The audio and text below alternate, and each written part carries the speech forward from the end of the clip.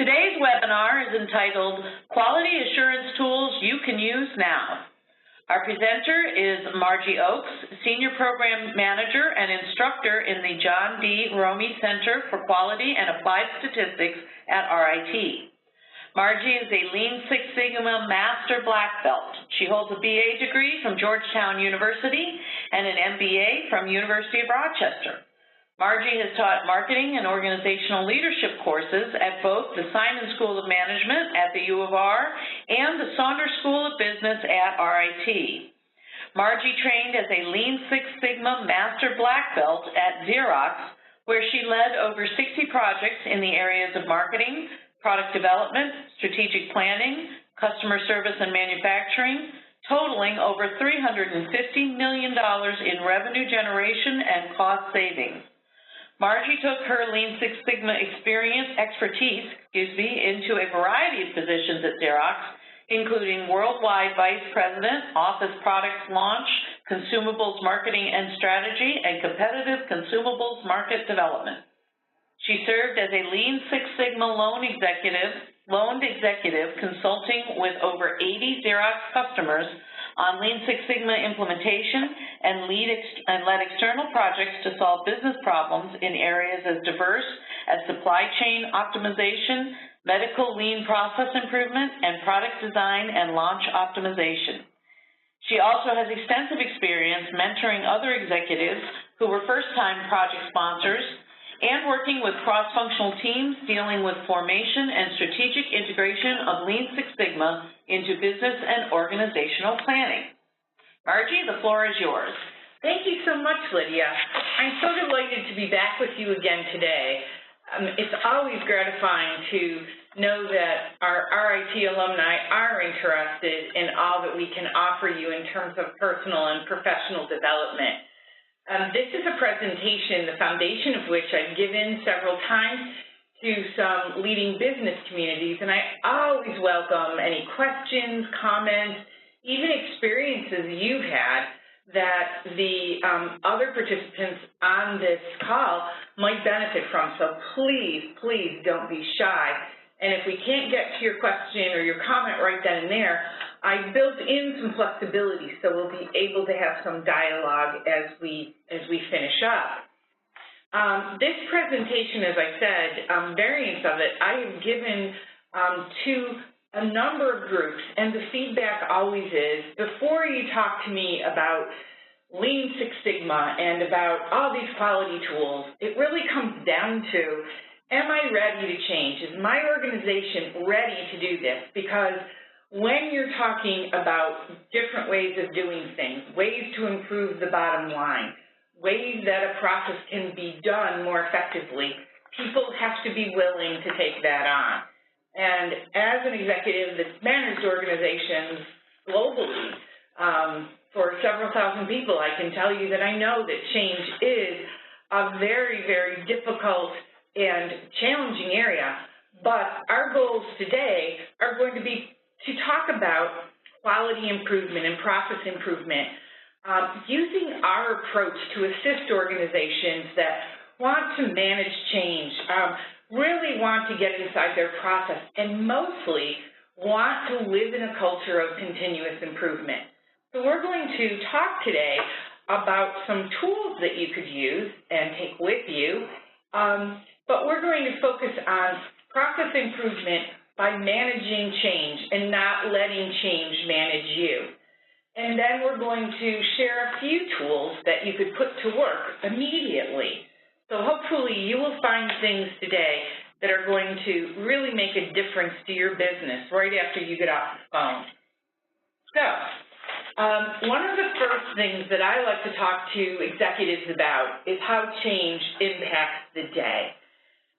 We have to decide how we're going to deal with things that happen on a daily basis.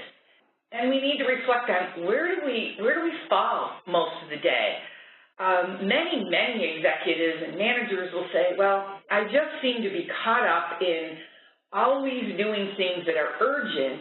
Maybe they're important, or maybe they're not even important, but they've just become really urgent to get it done. I've got to get this signed, or there's some email or some issue that a person brought to me, and I feel like we have processes for these things. Why am I always getting tied up in these things?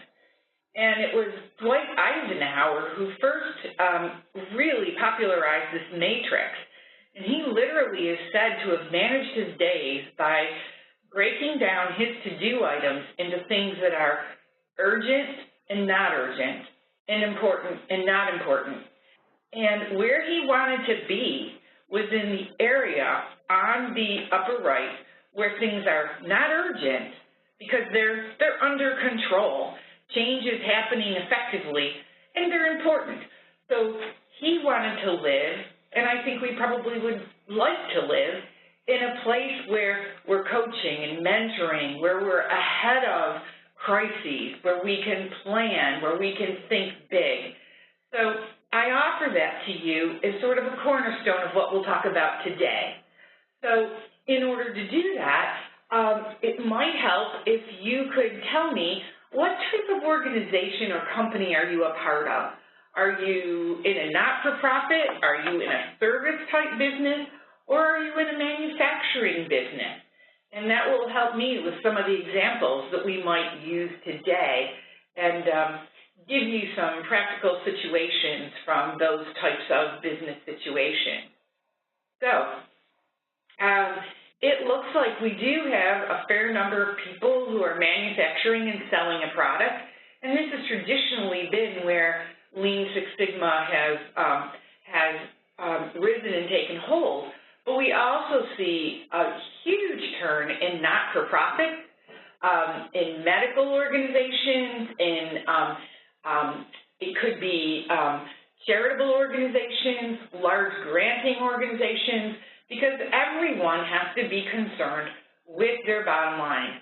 How do we take the monies that we get and use them wisely so that at the end of our fiscal period, we can point to having produced value for our customers and clients? So given that we do have some people in manufacturing, we can certainly talk to those examples during the presentation, and we'll try to pepper in some examples for those of you in a service-related field. So with that in mind, let me just remind us that really life is all about process. How you got here today into your office, how you got up in the morning, even brushing your teeth is a bit of a process. So we like to just remind people that when we're talking about process, variation is always a part of a process.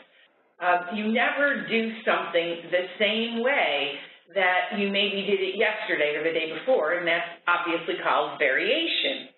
So we're going to talk about two ways to improve your processes and make an impact to your bottom line. One is the technique that was pioneered most vocally by Toyota, and that's called the Lean approach to process improvement and reduction of waste. And the other one is Six Sigma, as part of Lean Six Sigma, and that is where you focus very much on that variation and how you can achieve more consistent and high-quality results. At RIT, we take a very strong position that Lean and Six Sigma are two sides of the same coin.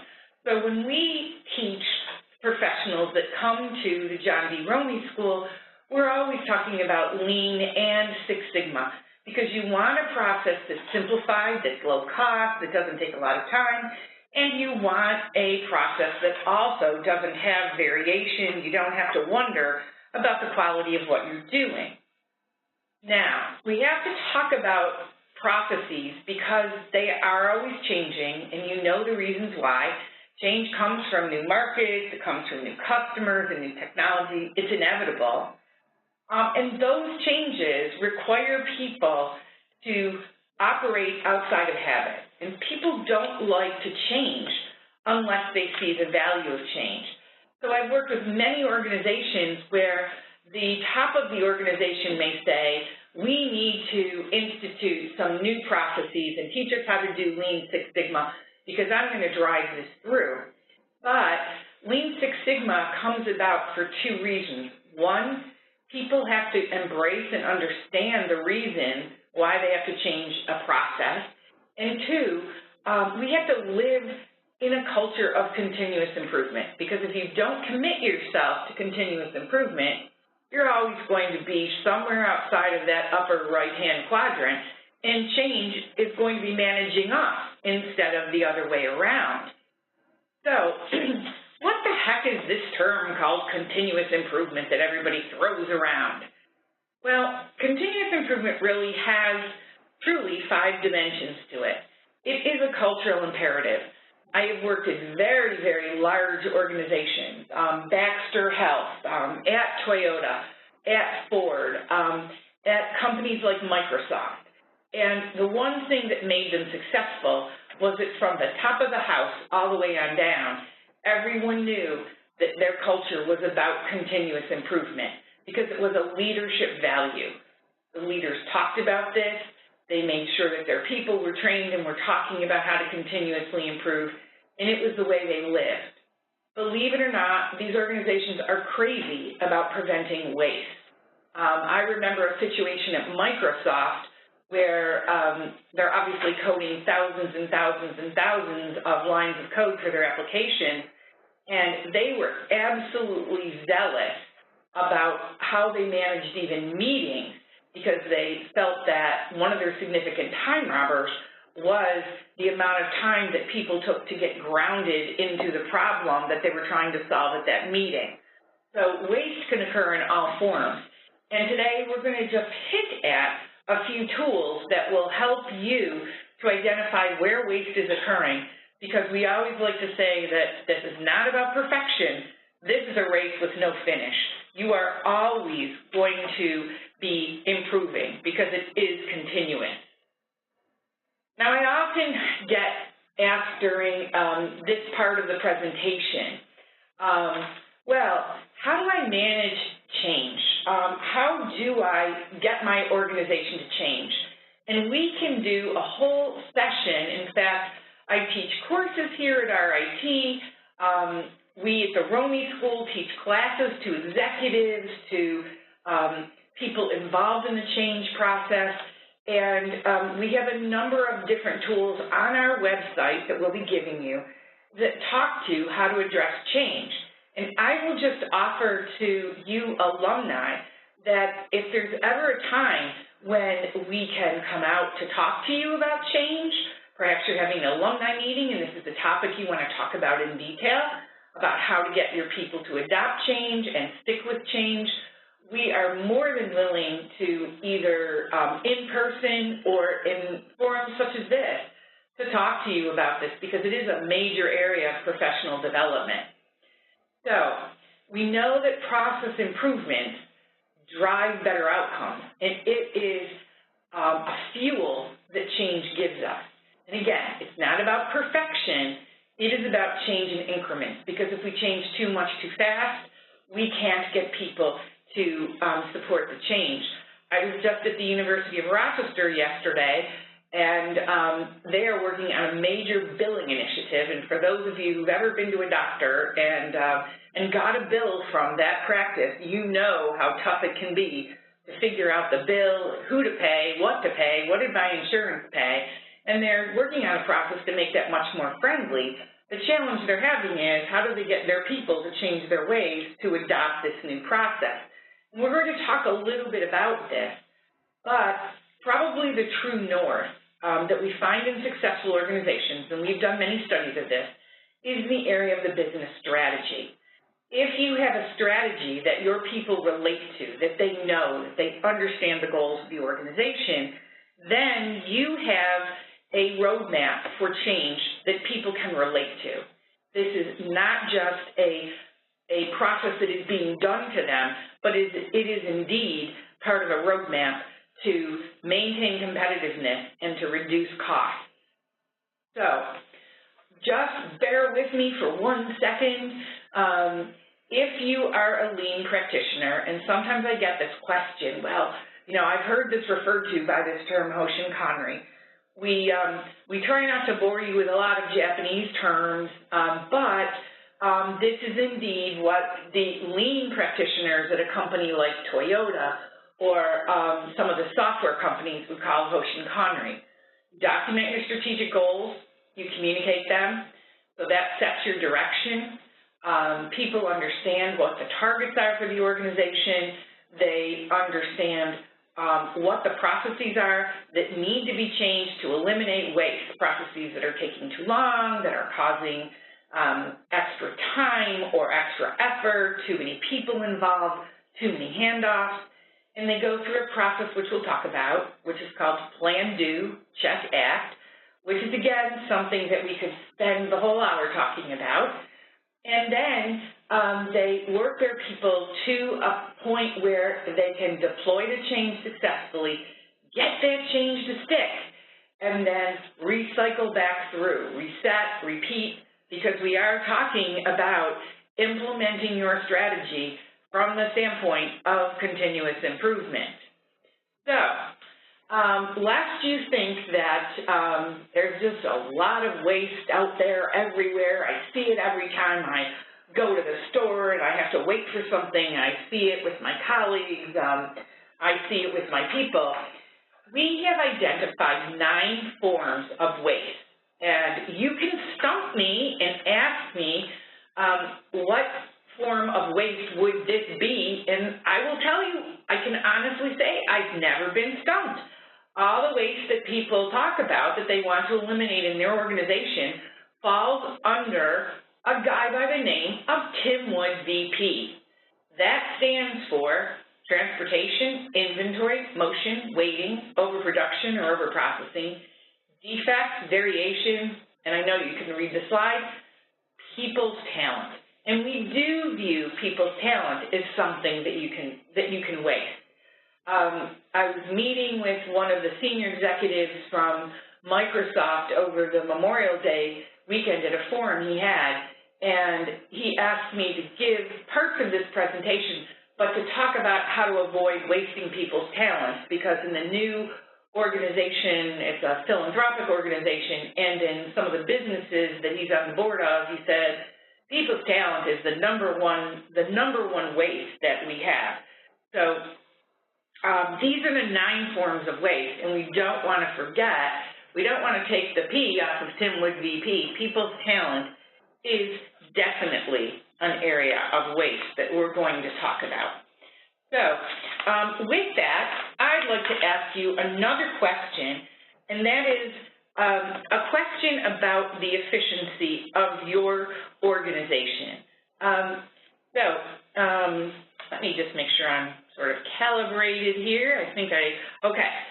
So if you could let me know, do you feel that the efficiency of your business processes really has an impact on your bottom line?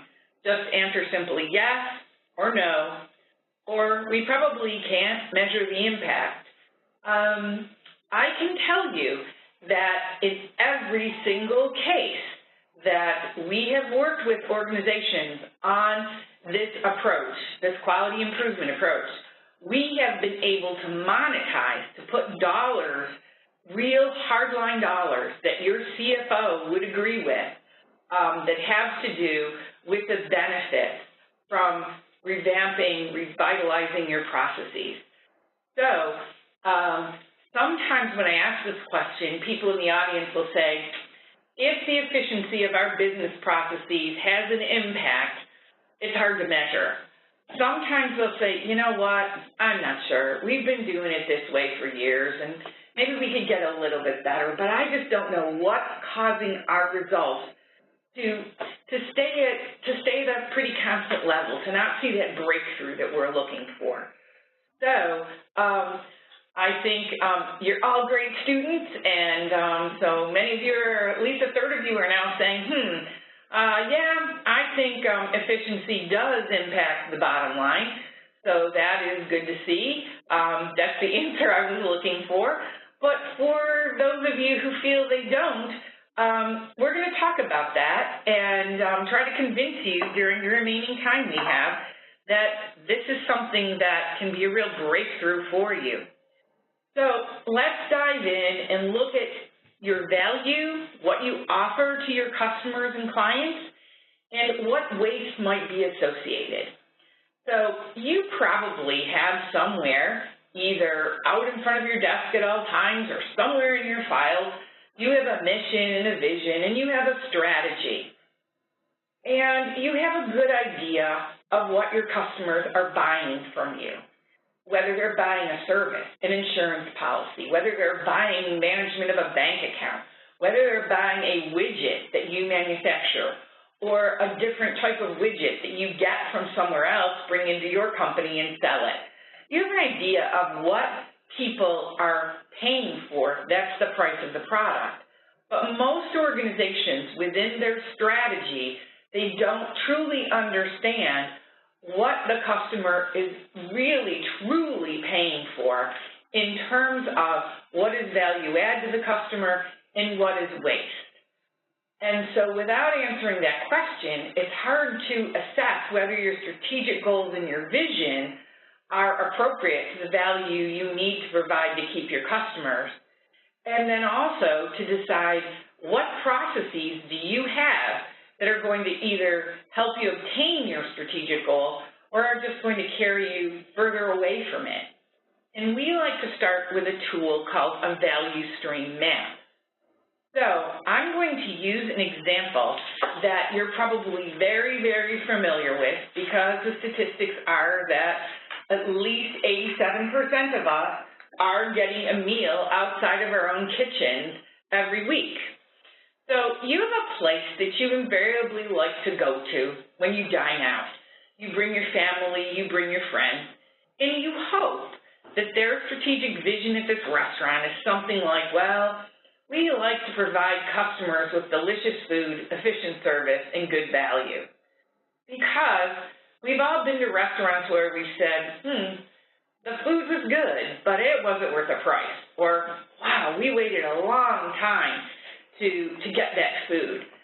So here's an example of a value stream map for your favorite restaurant. What I'm going to ask you is, what's the goal of this process? And you might say, well, I want to leave full and happy and satisfied, having gotten a good meal. Yeah, definitely.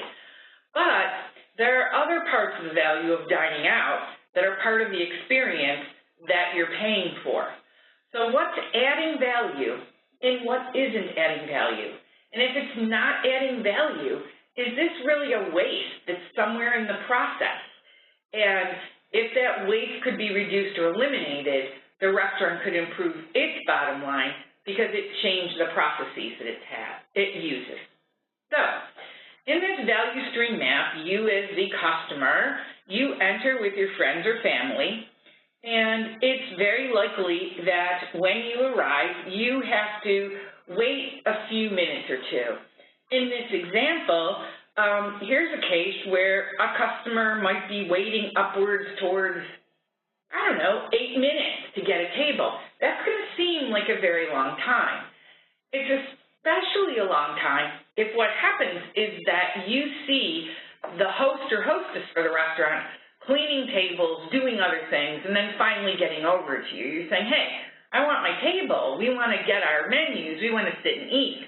So that 8 minutes, now I want to sit at a clean table, but I don't think it should take you that long to get us seated and get us our menus. So then you sit down and you get your menu, and how long does it then take for the wait staff to come back and collect your order? Some people would say, and we've worked with a very large food chain, McDonald's, and they have actually studied this. And then we worked with a chain of very top-line restaurants that locate in malls and in major population centers, very upscale restaurants you would know the brand names for. And one of the first things is, well, you don't want to hassle the customer, but you also don't want them to wait too long. So if you had to wait 15 minutes because your order, your server hadn't been back to take your order, you might think that wait time was a little excessive. Maybe you don't. It probably only takes you a couple of minutes to give your order. And then let's look at this. Your food arrives in 18 minutes. I called that out Is that wait time quick? Well, if you're in a fast food restaurant, that's probably even excessive. If you are going out to have a nice evening, that might be way too quick to get your meal, but it might be appropriate to get your first course. So you're willing to pay for a little bit of time. That's valuable to you because you want the restaurant to produce your food. You want this to be something that's not under the heat lamp. It's prepared just for you. So you want to make sure that the time is appropriate. There's a certain amount of time that you find value in, and then there's a certain amount of time where you say, this is just taking way too long. So you move ahead and your food arrives, and this might be a little quick, but believe it or not, on average, the restaurants, whether it was McDonald's or the top-line restaurants we talked to, said that it takes about, believe it or not, 8 minutes for people to actually eat the course that they're being served. A little more in a fine restaurant for the actual main course, certainly less at a McDonald's. They'll spend time talking, they'll spend time having a sip of wine, whatever, and then after that, the process comes down to, all right, I've got to give payment and then leave the restaurant. The big complaint that people had, even in the finest restaurants, was that they're spending a pretty big amount of time waiting for the bill, then getting the bill to be run through on their credit card, and then saying goodbye or talking to their friends before they leave, and then actually leaving the restaurant. So if you add up all this time and you look at what it takes, you can see that a fair amount of the time is in value. We're actually eating, we're actually ordering, we're actually processing our bills, but a lot of the time is spent waiting. And there's a little bit of wait time that's appropriate because, as I said, you want to make sure your bill is accurate. You have to wait for that. You want to make sure that your food is well prepared. You have to wait for that. But there can't be an excessive amount of time or you're going to question the service and the value that you're getting. So this value stream map is a good way to look at that. Margie, we have a question comment from Pamela out in the audience, and she says, the time that it takes to deliver quality should be valued for all parties. So is there a way in this time stream map that you're looking at quantifying that quality time? Yes. If I were to take you into the details behind this, you would see that these numbers will vary greatly based on, and please, I know you're all RIT graduates, so you won't cringe, but the statistical analysis that we've done, excuse me, and the stratification of the customers. So we can actually do value stream maps that differ by the segment of the market that you're trying to serve, by the type of customer, by the competitive nature of the business that you're in. So without getting terribly detailed about this, we have tools to be able to help businesses do a value stream map pretty quickly, address it to their customer segment, and also benchmark to find out what are the benchmark processes that your worthiest competitor can do. So we do have tools for all of those things. Okay, so you've seen an example of a value stream map. You have your strategic goals. If you're in the restaurant, you're deciding, to Pamela's point, are you a fine dining restaurant? Are you a fast food restaurant? That's going to affect where value comes in. You have some strategic goals that you set. You're going to use that value stream map. And then when you see where there's some waste going on that customers are not willing to pay for, that you're not willing to recoup from your customers, or you can't recoup, that is where you need to empower people, develop some clear lines of communication, and make those bottom line improvements happen. We're seeing that in companies and organizations that work with us all over the world. Healthcare is a big area where there's a lot of processing that goes on in healthcare, but how much of it are we spending waiting? How much of it results in inaccuracy? And how much of it is just plain non-value add that we're spending time, let's say, when we go to the doctor and it's not very productive. So there are all kinds of ways within value stream mapping that we can help you to identify what your customers truly value. So as we look towards continuous improvement, at the Romie School, we have a very concrete way of approaching this. We sit down with our clients and we say, all right, let's talk about your vision, your mission, and your strategic goals. We're not here necessarily to rewrite them, although we have colleagues here who can help with that, but we are here to talk about what is your organization all about, and then what are some processes that are critical to attaining your strategic goal. Well, a critical process to the attainment of our strategic sales goal to be a $5 billion business in the year 2020 or to be a $5 million business by next year, doesn't matter the size. A key to that is identifying that we have a process where we have telepeople who answer the phone and triage the customer's need to get them to the right department and get a sale, help them with their problem, and leave them with a positive reputation. That process is critical, and we're not going to get there unless we have a solid process. But we frankly just don't know how much waste there is in that process. We don't know how to improve it. That's where Lean Six Sigma can really come in and can make a critical difference. And given that we're in a short amount of time, what I can tell you is that we have a number of tools, we have a number of white papers, we have a number of ways to help you do value stream mapping for the processes that you feel are very strategic to your business. Now you may say, well, we have a process that's not that strategic, but it's causing a lot of waste, and that's showing up the bottom line, and we just want to get rid of that. These tools will work for whatever process you have, but we encourage our clients to focus on those processes that start with the most critical ways to reach your strategic goals. If you've got some processes that aren't working in your sales organization, it's probably likely you're not going to reach your revenue target. If you've got some processes that are not helping you to find donors in a not-for-profit, there again could be a map. And if you've got a process in manufacturing that is producing a high variability of product, that's going to be a lot of waste of product that you can't sell. So then we help you to create an empowered team, and we have ways to do that that will get your team started to find waste and find ways to increase the value-added benefits of the process. Now, unfortunately, given the amount of time we have, I can't dive into that deeply, but we have those resources. We can do special presentations for you in those areas. We offer classes and training. We offer all kinds of tools on our website.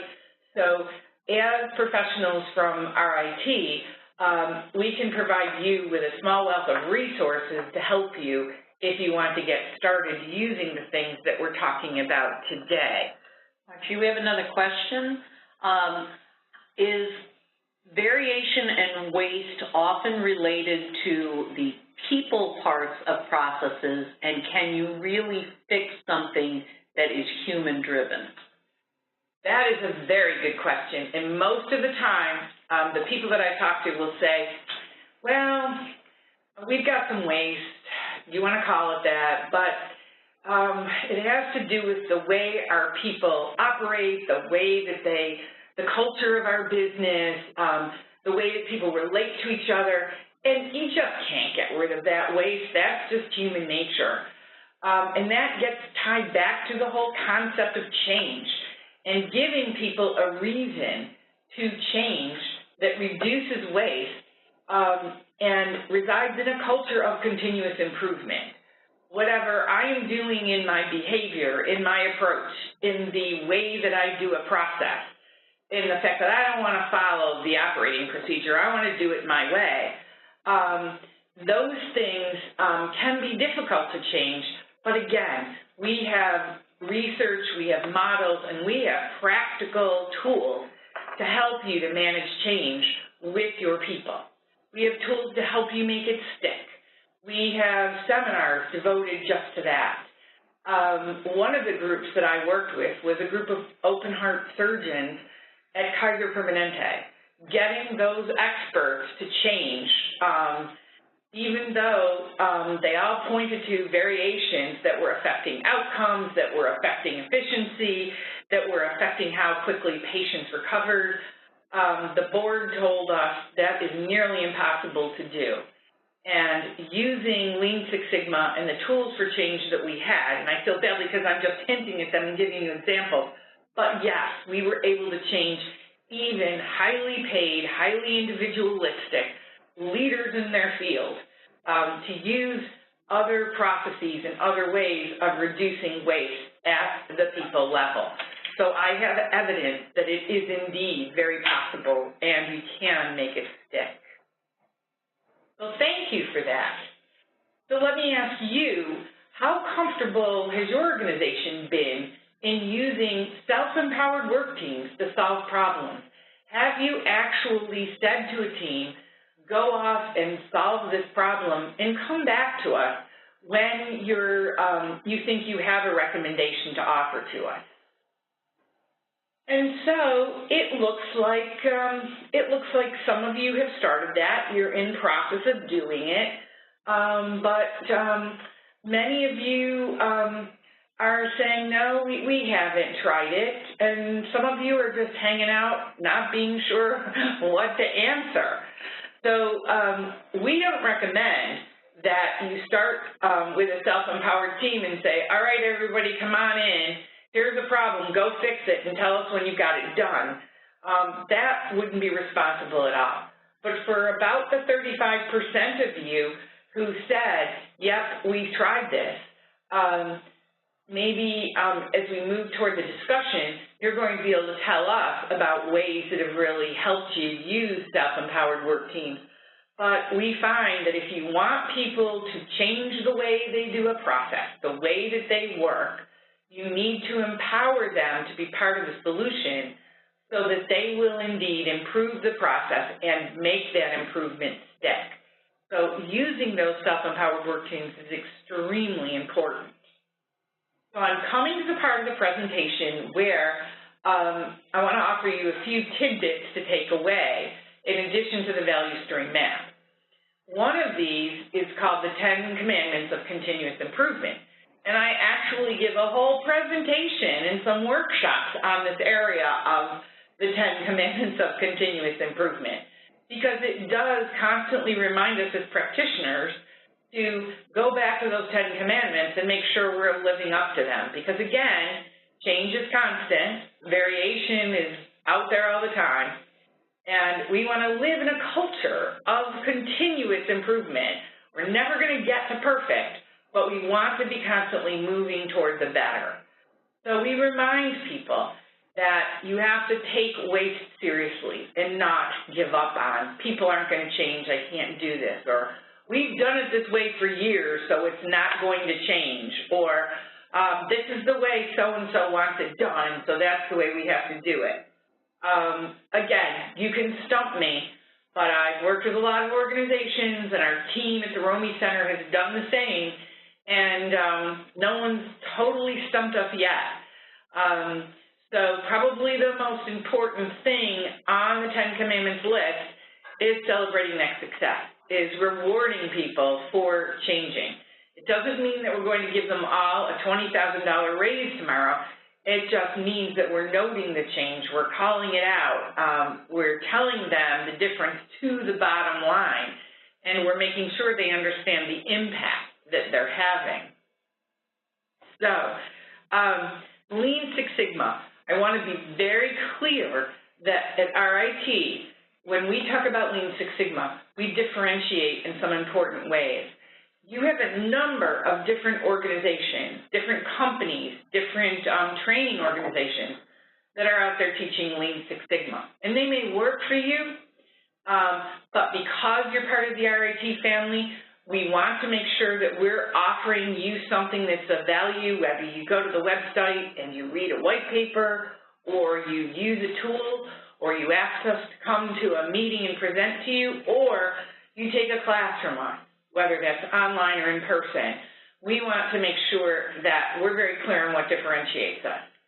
Anytime we use Lean Six Sigma, we want the benefit to be tangible, to be measurable, and I said earlier, everything that we do in Lean Six Sigma should have some kind of impact to your bottom line. It has to be impactful, and it has to be meaningful to your strategy. Because if you're doing your strategy right, as you know, that's your North Star, your processes are the way you work, and so you need to make sure that you have quantifiable expense reduction targets. You want to reduce variation. You want to identify where there's too much moving around or transportation, or where there's over-processing, or where you're giving people more than they really value. You want to make sure that your employees are empowered, that they value simplification, and that they know how they're contributing to improved results. We don't want this to be just motherhood and apple pie. We can show you ways to measure customer satisfaction in a statistical way without you having to go back and get a master's degree in statistics to do this. And lastly, through continuous improvement, we can demonstrate to you ways that you can successfully change your culture, not in one day, but we have tried and true ways to improve the culture to get through to continuous improvement. So we're not just talking about nice things to do. We're talking about things that will really make a measurable difference. So I'd just like to do a quick check on how many of you are using Lean Six Sigma tools in your organization. Do you use them? Do you not use them? Or have you tried them, but honestly, have you just not been all that successful? Because we find that we run into those three areas. Sometimes we have organizations that use them, and sometimes there are tools that we can offer that the organization hasn't heard of before. Sometimes we have organizations that will tell us, well, okay, these are the popular buzzwords of the day, and I have to remind them that, well, we can point to organizations that you know and well and use their products and services, and they're very big Lean Six Sigma companies. About, I guess, 25% of you say that you are using them to some extent. And we have some honest people who say, we've tried, but man, is it hard, and we haven't always been successful. And here at RIT, we want to be your safety net to help you that if you tried and you haven't been successful, we want to help you to find ways to use these tools and be successful. So your candid answers are very, very insightful to me. So let me just tell you that what we're talking about is a continuous improvement approach to change. Change is going to happen whether we manage it or it manages us. You cannot do it just in the boardroom or just at your desk within your office. You have to have your whole organization tuned into it. The results have to be measurable. At RIT, when we train, when we talk to clients, when we work with alumni, we talk about measurable improvement. If you can't measure it, how do you know you've really made a change? And we are in this with you for the long term. We are not in this for one process that you want to change at one time. This is systemic, it's operational, and it has to be the way you live on a long-term basis. So let me give you some examples of some clients that we've recently had. And these are real-world examples. I won't give names in the presentation, but if you contact me, I can either put you in touch with these organizations or I can give you their names and talk to you a little bit more about what they've seen. We have a customer I was just at yesterday. They're in the custom laminate business. And because they have a custom process, they did not feel that these tools were applicable to them. Lo and behold, they sent 4 people to our Lean Six Sigma Yellow and Green Belt classes, and just in the past year, they've been able to grow their revenue by 22% due to some changes that were made not only in the sales process, but in customer acquisition and in the way that they're managing customers through the custom order process. They have already improved customer satisfaction by 7%, not because they think that's what they did, but because we were able to statistically measure the improvement in customer satisfaction in 1 year. They've already saved 4 days per order, which has resulted in over $320,000 in expense savings in 1 calendar year due to the way that they've changed processing their orders. They're an organization that is about $4 million, so this is pretty significant to them. We have another manufacturer. They have saved over $1.2 million in waste, and in addition, they've avoided nearly $460,000 in spending because of the way they're delivering their products, their software products, using our tools. Here at RIT, we've already benefited the university with 1 team of 2 trained people working in food services. We've already saved 3 heads and $114,000 because of a simple redesign to the way that food that isn't eaten coming in off of the trays is cleaned up, the utensils and the plates are handled much more efficiently. They didn't capture it here, but we've also been able to give a benefit to the university because some of the food that isn't eaten, and I hope you've all had lunch, some of the food that hasn't been eaten, they've been able to capture and feed to some of the wildlife population here. So you can see these examples that we have been able to help customers, clients, and alumni just like you because of the Lean Six Sigma tools that we're using. So 1 second on a sales pitch, and then we can have a little bit more chat before we wrap up. We do offer classes. We do offer things from team building to statistics to strategic alignment. We can provide yellow, green, black, and master black belt training. We can provide success stories, articles, and techniques. We will often publicize that we're having an event such as this where we might invite our clients to talk about their experiences, or we might be holding a webinar on a specific topic. You can find all of that on the website that we see up here that is listed. You can contact me at any time. And again, we'd certainly love to see you come to classes, but it's not just about that. We might have a tool. We might be able to solve a business problem over the phone. We might be able to just come out and talk to your organization. So we are here as a resource to you because you made that first right decision to change your life by coming to RIT. And yes, our classes are online, they're on site, but we take the commitment to professional education very, very seriously.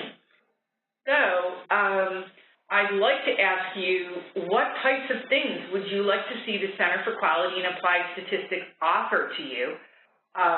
So if you want to contact me by email, you'll have that information, but we can address any questions that you might have, whether you want to see more live classes or you're located across the country or around the world and you want more online, more webinars to just help with a given topic, or, hey, we're good now, but we'll talk to you every so often and let you know if something meaningful comes up. Whatever your needs are, we definitely want to make sure that as alumni of this fine institution, and I can say this because I didn't have the good fortune of making the choice to come here first, but I'm very impressed with RIT and the efforts that are being put into training and keeping the alumni current on these things. So any help that you can give us on what you want to see, we want to get that feedback from you, and it looks like you want to see more webinars. You want to talk about specific topics. You want to get some online training. And if you're not here in the general upstate area anymore, maybe online or in a webinar is the best way to reach you. So we really appreciate your feedback on that. And Margie, can you please clarify, is the list of online programs on that Yes, it is. site? That site is always updated. So you go in today and there's going to be something, and you might go in tomorrow and you'll see another white paper, another webinar, another class that we're offering. You might see a list of our classes and it doesn't have a date because we're just trying to get a group of people together to have enough folks to do the class. But if you tell us you have a need, we're going to get you that training. And so what we'll do when we send out the email for the recording of this webinar, we will make sure that we've pasted that website directly into that email, as well as call out where those online programs are available. And if you want to email me, and we constantly work with the alumni and development organization, but if you want to email me with a specific problem, a challenge, hey, I want to stump you, I've got a situation I want to talk to you about, email me and we'll arrange a time to talk, or we'll go back and forth over email. But we at the Romey Center, we want to serve you. So you can see what my email is. By all means, reach out to me at any time, and I would be more than honored to talk to you and get you in touch with a person who might be a subject matter expert in an area, a person who might be working with a similar client, one of us who is teaching a specific class, but we will definitely make sure you have the full force of our brain power at your disposal. So now is the little bit of time that we have. If you want to stump the blackouts and talk about a process, if someone wants to be brave enough to say, hey, I've got a tough one for you, how would you possibly use the tools to fix this? I'm very open to taking one or two in the few remaining minutes we have left and talking about a topic or a change situation that you might be experiencing a little problem with. I think one of the ones that we have that came up earlier is questions about the culture change methodology. Is it a top-down thing? Is it a bottom-up thing? How do we approach culture change? I teach this both to undergraduates as well as to organizations. I would love to tell you that one person can just go in and create culture change and make it happen. And yes, optimistically, we still think that's true. But where it happens the most effectively is when the leaders of the organization talk actively about changing the culture, about starting at the top and walking the talk, about bringing up examples, praising people, finding the good, using the tools, and being very actively involved. If you'll permit me, I'll say we have a term for that. It's called walking the Gemba. The Gemba in Lean Six Sigma terms is nothing more than just getting out to talk to people, talking about the strategy, talking about change as some way that we embrace and have to live, and talking about the tools. I'll give you a very quick example of a person that was at an event similar to this yesterday. And this man, he runs his own company. It's about a $2 million company, but he has plans to go much larger.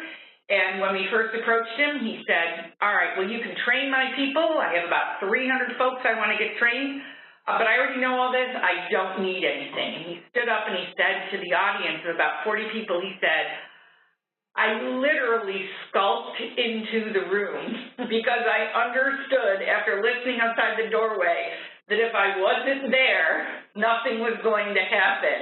And I have become such a champion for this that I now go out to events like this and talk about, as an executive, how to make change happen. So culture at the top is important, but culture change needs to happen because everyone understands the reason for it, knows the force that change can be. It either happens to us or we manage it. And we all want to live in that upper right-hand quadrant where we strive for continuous improvement and not reacting to crises at all times. Okay, and comment question. We've heard that one of the hardest things in improving processes is actually defining what the problem is. Is that true? That is true, but we have a number of different ways to not only help you identify what the true problem is, scope the problem so you take it in bite sizes so that you can actually solve parts of the process and keep moving through it. And we can also talk about different techniques to solve parts of the process, some that may require more in-depth work, some that can be done through what we call a Kaizen event. So we've got a number of tools to help you identify the problem correctly, to help you solve the problem, and to help you use the best means possible. Okay. That is all the time that we have right now. If you have any additional questions, you can email them to ritalum@rit.edu or tweet them to @RIT_alumni with the hashtag #MeRITWebinars, and we will direct your questions to Margie. She also has shared her email with you liberally during this presentation, and she can be reached at the Romey Center, so you're welcome to contact her directly. Please note that everyone here on the webinar today will receive an email from us in the next few days with a link to the webinar recording. We really want to thank Margie for being our distinguished speaker today, and thank you all for being our listeners and joining us for today's webinar. Our next webinar is next Wednesday, June 20th, when we welcome Saunders College alumnus Russ Schwartzbeck from the class of '97. He is the founder of the Schwartzbeck Financial Group. Russ will present Growing and Developing a Culture of Leadership and will share his expertise for developing a desired culture in a fast-paced work environment, creating a vision a team can follow, and empowering young leaders to achieve their true potential. Thank you all again for joining us. Please exit the webinar by simply closing your WebEx window, and please do let us know what you thought of the webinar through the brief survey that pops up when you exit. Have a great day.